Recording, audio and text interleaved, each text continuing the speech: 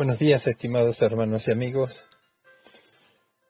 Nosotros cantamos, los cristianos, tenemos un himno que se canta a lo largo de los años de la historia, que es «Cuán grande es Él», es uno de los principales himnos que conocemos los cristianos, que hablan de la grandeza de Dios. Nosotros tenemos en el Salmo 8, por ejemplo, un contraste del Dios creador. Cuando veo los cielos, obra de tus dedos, la luna, las estrellas que tú formaste, todas las galaxias, toda la vastedad del universo, ¿verdad? En esto se ve la grandeza de Dios también.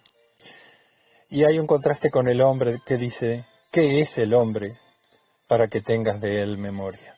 En el libro de Isaías, hablando de los caminos del hombre y los caminos de Dios, dice que los caminos de Dios son tan altísimos, tan altos, como la altura de los cielos sobre la tierra en relación a los caminos del hombre, y los pensamientos de Dios en contraste con los pensamientos del hombre.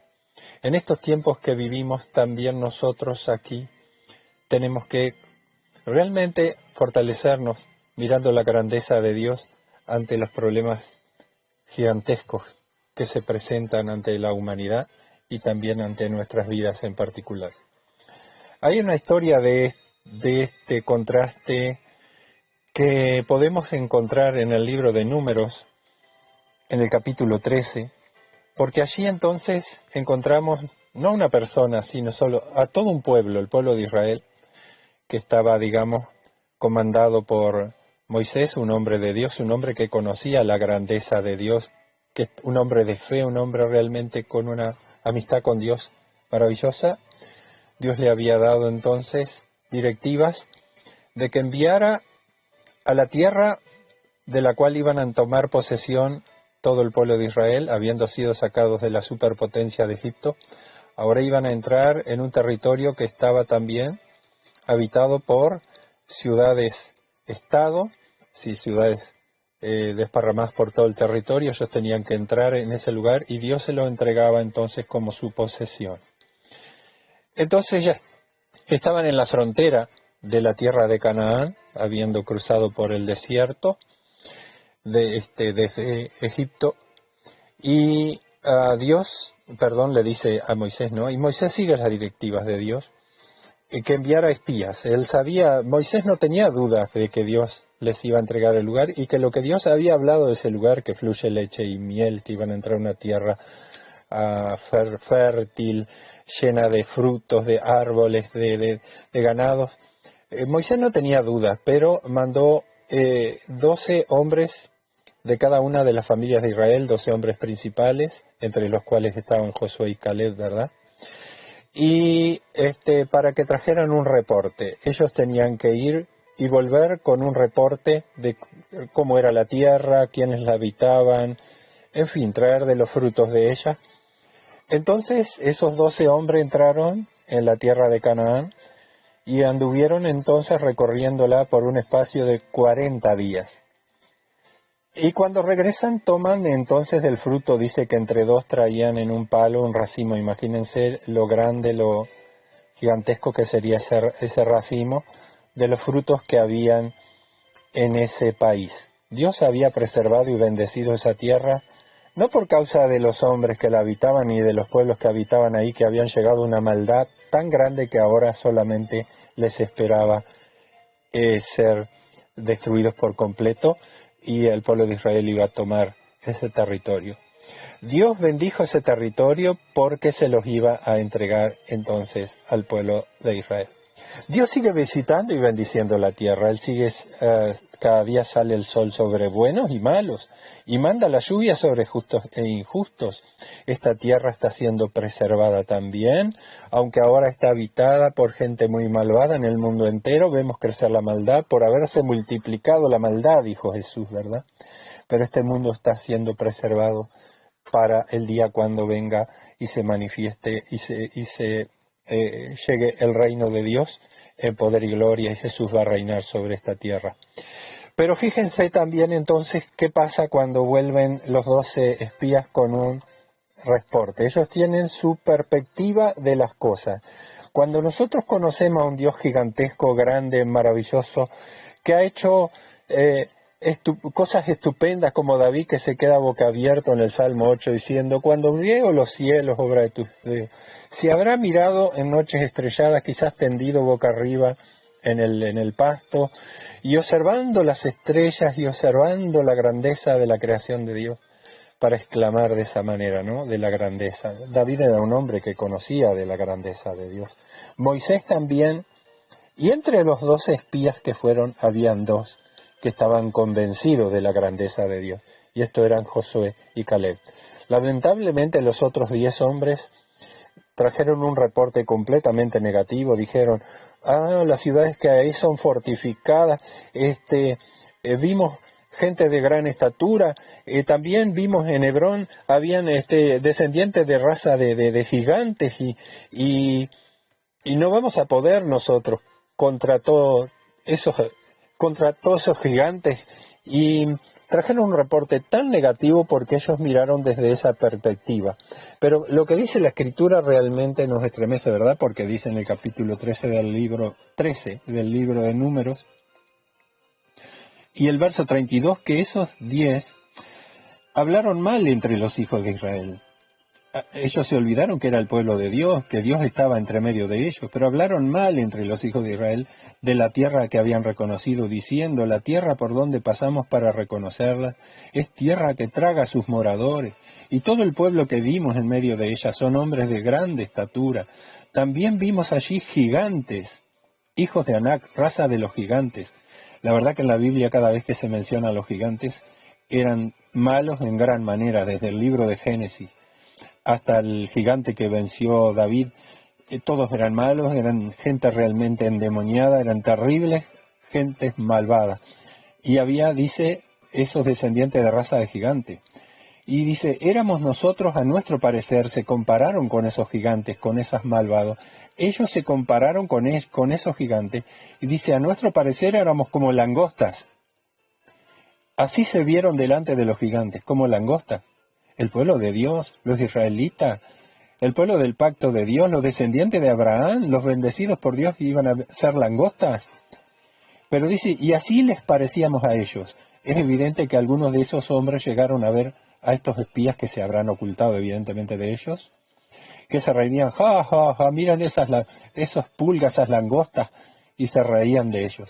Así muchos poderosos en esta tierra podrán burlarse de los cristianos, de lo que somos, a qué pueblo pertenecemos y de los valores que sustentamos, pero no somos ninguna langosta. Nosotros somos el pueblo de Dios, príncipes, sacerdotes, llamados a reinar con Jesús, y somos gente invencible en Cristo, ¿verdad? Pero así se vieron ellos.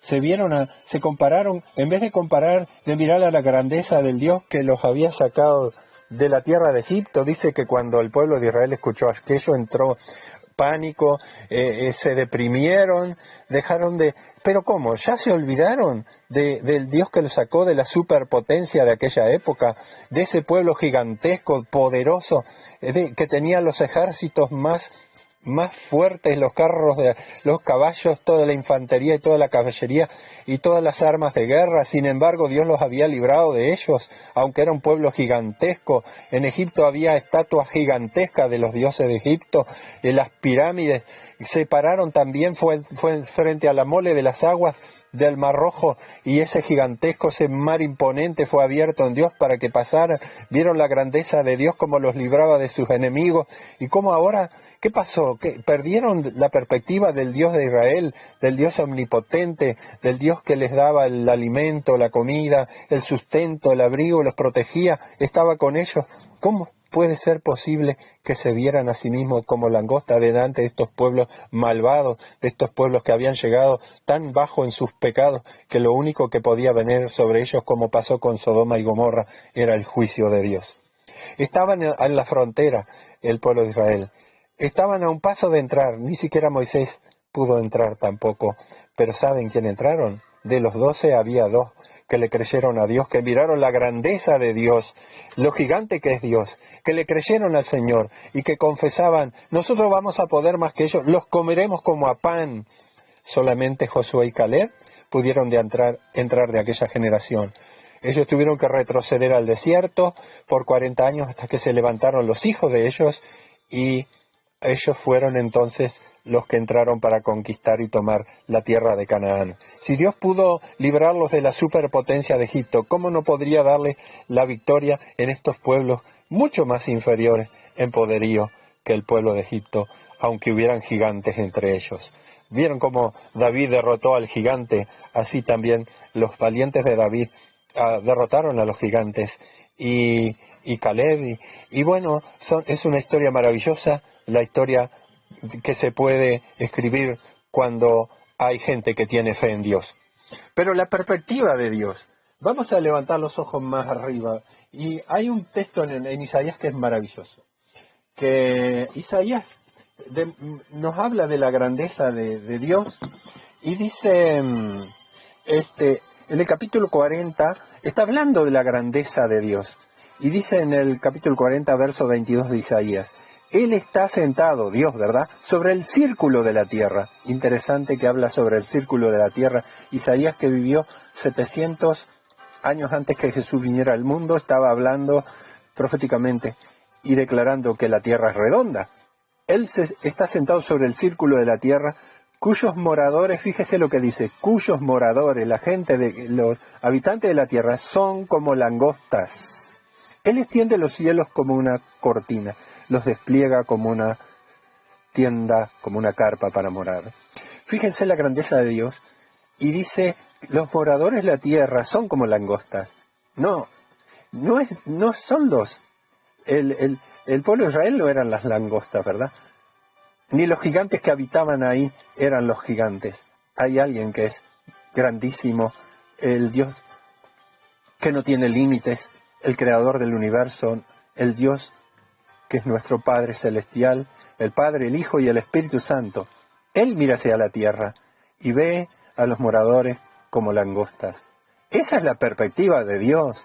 No importa qué poderosos sean los hombres, cuánto puedan estar engrandecidos por el dinero, cuán poderosos puedan ser los ejércitos de la tierra, de China, de Rusia, de Norteamérica, de Europa, no importa el poderío que tengan, Dios mira desde arriba y ve al ser humano, ve las naciones, las multitudes. Él sí las ve como langostas, ¿verdad?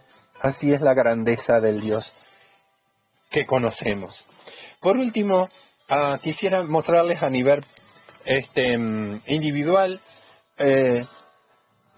una historia del profeta Jeremías. Dice que Jeremías en el capítulo 20, en el verso 7 para adelante, está hablando de lo que él estaba padeciendo por su servicio a Dios, ¿verdad? Pero él conocía al Dios de Israel, al Dios todopoderoso, la grandeza de Dios.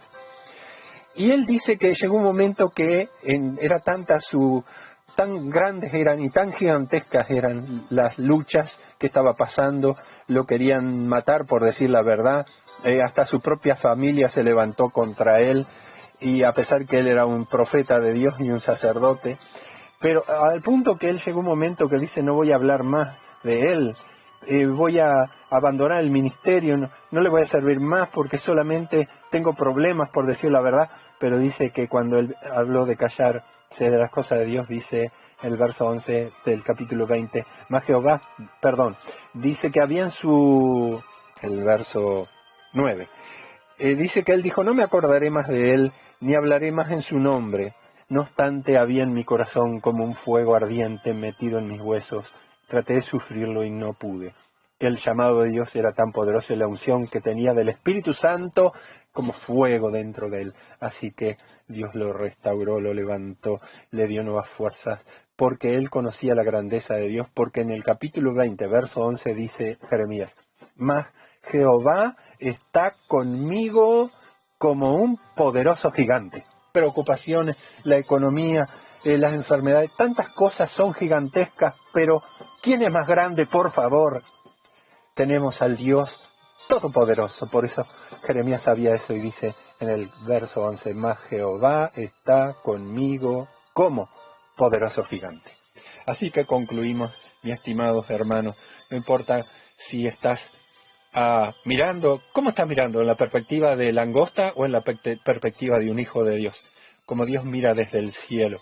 Mira, por eso en el Salmo 2 dice que se amotinan la gente, los pueblos piensan cosas vanas, que es lo que está pasando ahora, que quieren instalar nuevo orden mundial, que quieren apoderarse del mundo, pero el mundo le sigue perteneciendo a Dios, la humanidad le sigue perteneciendo a Dios.